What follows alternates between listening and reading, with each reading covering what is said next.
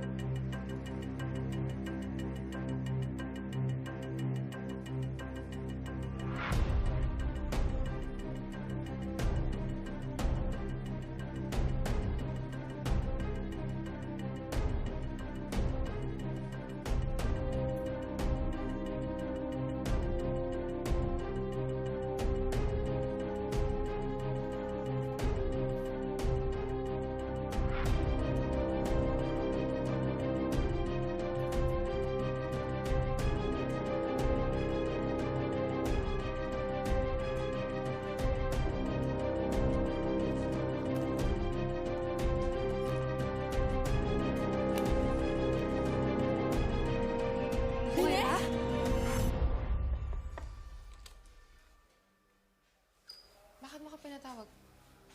Ilak mo yung pinto.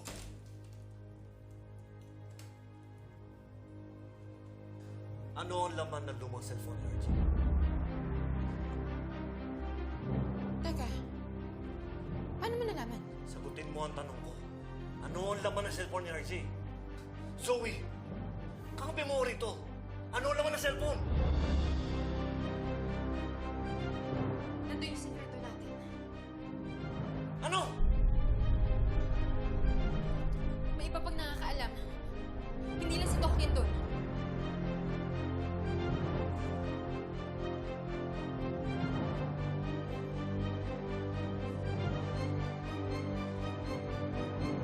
Anong ginagawa mo dito?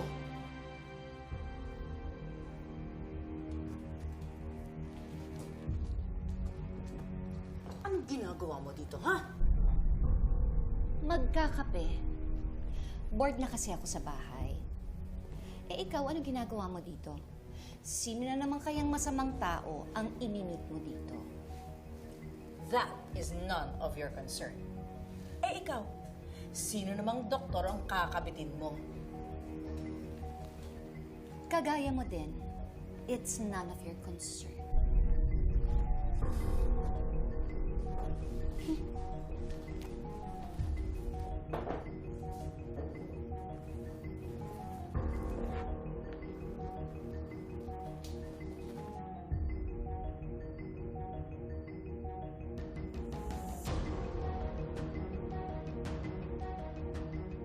Ba't kaya siya nandito? Ano kaya ginagawa ng impactang yan dito? At nakawig pa.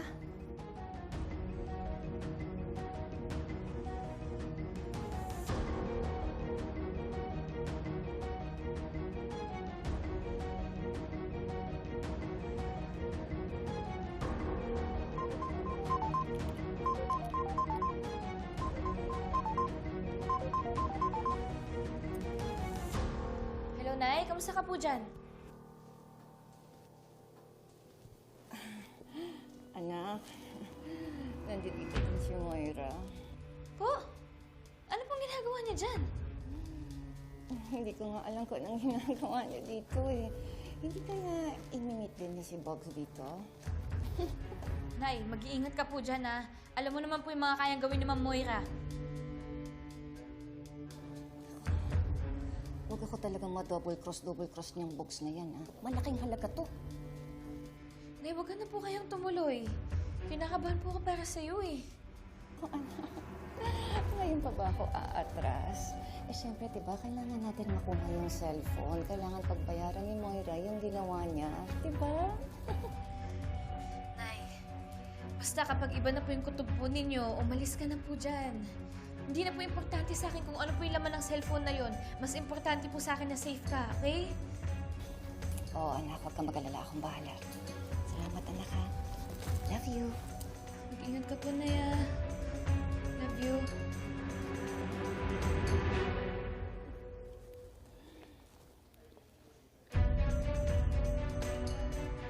Ewan ko ba dyan sa nanay mo? Sobrang tapang naman masyado na. Waiter, pwede kang makainin ng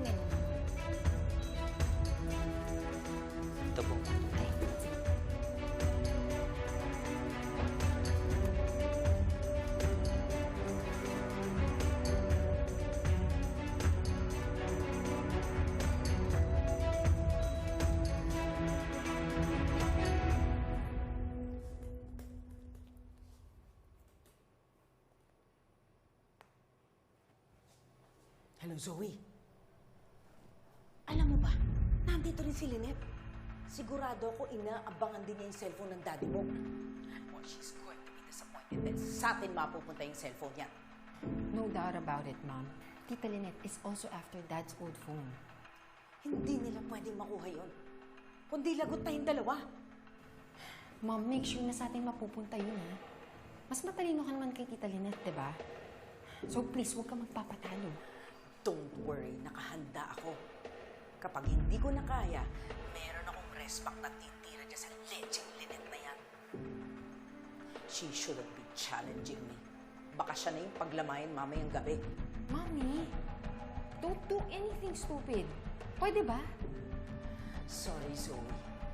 Pero pag ako nagipit, alam mo naman kung sinong kakapit. Mabuti ng si Lynette ang paglamayan kaysa naman tayong dalawa. O, sige na, sige na.